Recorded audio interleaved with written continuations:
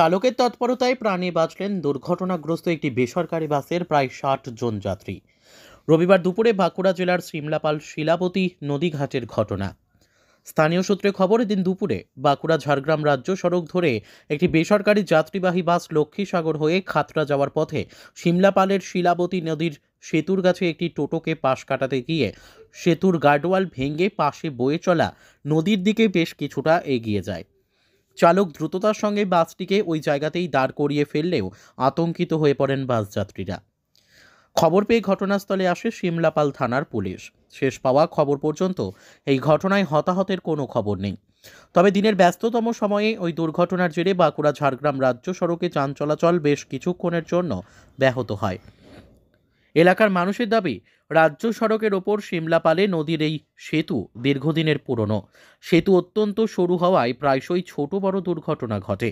অবিলম্বে এই সেতুর পরিবর্তে নতুন সেতুর দাবিতে সরব এলাকার মানুষ। ব্যুরো রিপোর্ট, আমাদের টিভি। ব্রিজ ছোটোর কারণে বাসটি পাল্টি হতে চলে এলো, পাল্টি হতে তো রয়ে গেছে। এইটির ব্যবস্থা করা হোক, ওভার ব্রিজ করা হোক। আর কিভাবে অ্যাক্সিডেন্টটা হয়েছে বলুন? ওই টেপারের কারণে। ওই টেপার কটার সময় হয়েছে? প্রায় দুটোর সময়। আর হতাহত কি হয়েছে? হতাহত হয় নাই, জীবন রক্ষা হয়েছে, জীবন রক্ষা হয়েছে।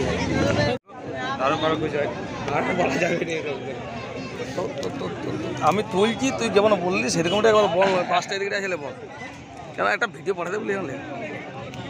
বাসটি তার মা মা তারা মা বাসটি জয় মা তারা বাসটি খাদার দিকে যাচ্ছিল। খাদার লাইনে বাস মিনিমাম 50-60 জন প্যাসেঞ্জার ছিল, তা কাউকার কিছু হয়নি। আমাদের একটাই বক্তব্য যে সিমলাপাল থেকে মেন ঝাড়গ্রাম রাস্তাটি আছে, যে যাতে একটু ওভারব্রিজের জন্য কোনো কিছু হয় ব্যবস্থা করা যাতে যায়। আর মেন হচ্ছে ছোটোখাটো অ্যাক্সিডেন্ট সিমলাপাল ব্রিজে হয় মাসেই, কিন্তু কোনো কিছু উত্তরের জন্য প্রশাসনও কিছু করতে পারছে না।